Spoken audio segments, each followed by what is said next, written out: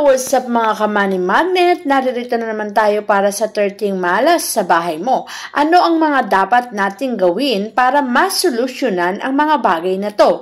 Para naman sa darating na 2024, ang mga bahay o tahanan natin ay maging maswerte.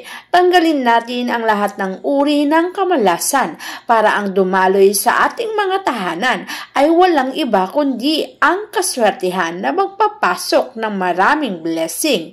Tandaan mo na ang unang kamalasan na maaaring maidulot sa tahanan mo, ang tahanan na madilim at walang pinapasok na liwanag. Ang isang tahanan na madilim at walang liwanag na pumapasok ay para bagang nagbibigay din ng dilim o kalungkutan. Kaya naman mas marami ang magiging senaryo kung saan mamumblema, malulungkot at magkakaroon ng maraming problema kapag madilim ang iyong tahanan. Ang isang posibilidad na nagkokos ng dilim sa tahanan ay ang mga nakaharang sa harapan ng bahay, kung saan wala ka ng bintana dahil nahaharangan na to ng mga halaman. Lalo pa nga kung ang mga halaman sa harapan ng bahay ay gumagapang. Maaaring partikular dito ang mga naninirahan dyan ay gumapang din sa kahirapan, magdusa o kaya naman ay mahirapan. Kaya't iwasan mo ang dami ng halaman lalo pa nga't gumagapang sa harapan ng iyong tahanan. Isa ring cause ng kadiliman ay ang masikip na tahanan kung saan nagsisiksikan ang kagamitan. Kapag sobrang dami ng gamit ay hindi nakakadaloy ang positibong chi. Kapag hindi nakapasok at nakadaloy ang positibong chi, ang kamalasan din ay dadaloy sa iyong tahanan dahil sa sobrang sikip, sa sobrang dilim at sa sobrang init.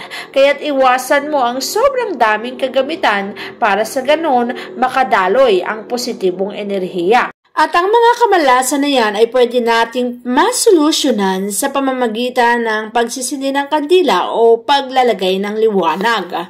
Kapag gabi, huwag mo ring hahayaan na sobrang dilim ng kabahayan.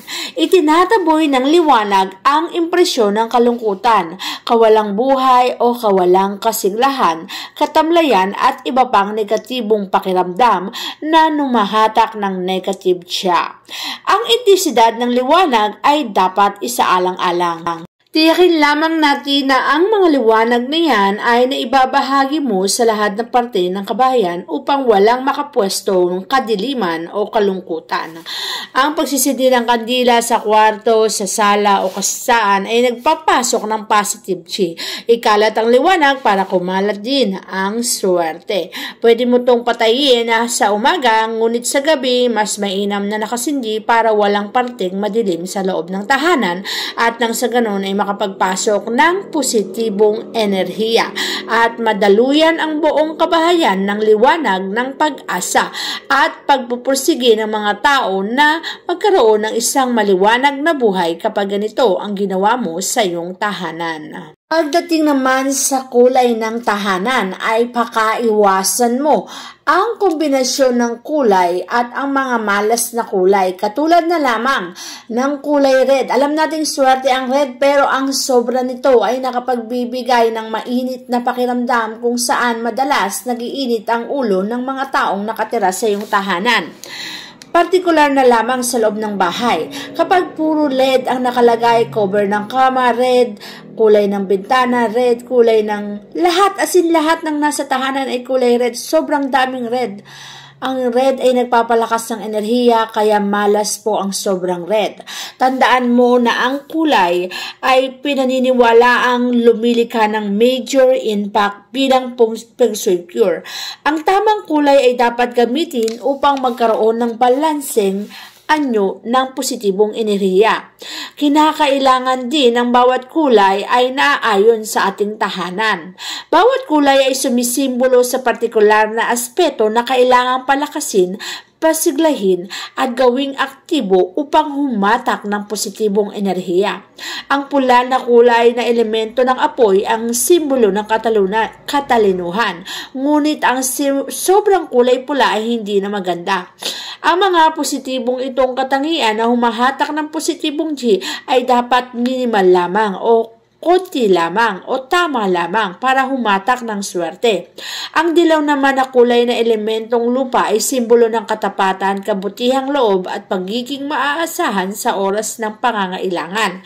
Kaya naman mas mainam na ang loob ng kwarto ay lagyan mo ng touch of yellow. Lalo na ngayong 2024 dahil swerte po ito. Ang salamin na nakatapat sa kama ay hindi rin maganda sapagkat magkukos ito ng pangangalunya o pangangabit ni naman sa inyong mag-asawa dahil nakikita at nadodoble kayo sa salamin. Kaya't iwasan mo ang paglalagay ng salamin na direktang nakatapat sa iyong higaan para maiwasan mo rin ang anumang posibleng dulot na kamalasan nito sa iyong tahanan. Malas din ang salamin na nasa harapan ng hagdanan kung saan nakikita kayong nag-aakyat baba sa hagdanan na yan. Magkukos ito ng pagkakaroon ng pagkakasakit ng mga miyembro ng pamilya. Positibong chi sana ang papasok pero dahil nakatapat sa hagdanan, negative chi at siya ang papasok sa tahanan mo.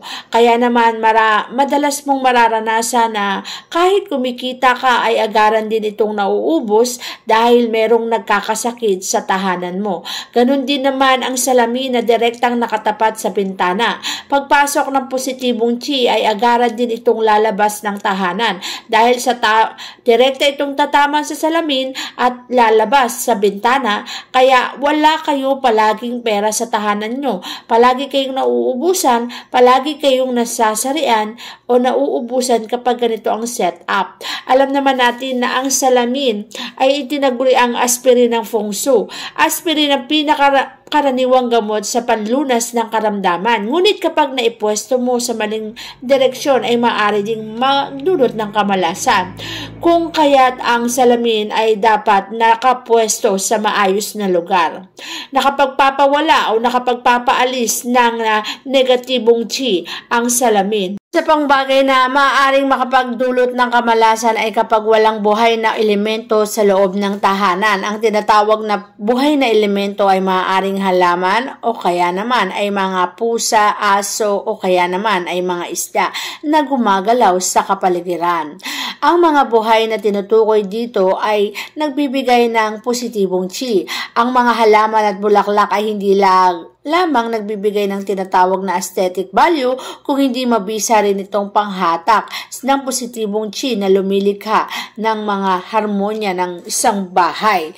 Itinataboy nito ang mga kamalasan. Ang mga hayop naman tulad ng pusa o kaya naman ay mga aso ay tinatawag namang mga lumilikha ng impresyon ng proteksyon o pananggalan sa mga taong nakatira sa bahay. Pinoproteksyonan ng mga ito. Sila ang nagsisilbing bantay at tumatanggap ng mga negatibong enerhiya. Kaya madalas kapag may kamalasan, kung marami kang pusa at aso, sila ang tumatanggap nito kaya nagkakasakit sila. Kapag may nagkasakit, ibig sabihin may negatibong enerhiya ang natanggap ng aso mo o kaya naman ng pusa mo. Sila ang tumanggap nito kaya naman ligtas ka sa lahat ng negatibong enerhiya.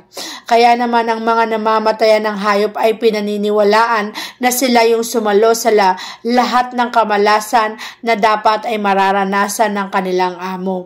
Pagdating naman sa tubig, ito ay swerte, ngunit wag mo itong ilalagay sa ilalim ng hagdanan dahil maaari itong makapagdulot ng kamalasan. Ang tubig sa ilalim ng hagdanan, mapa-aquarium man yan, faucet ay hindi maganda.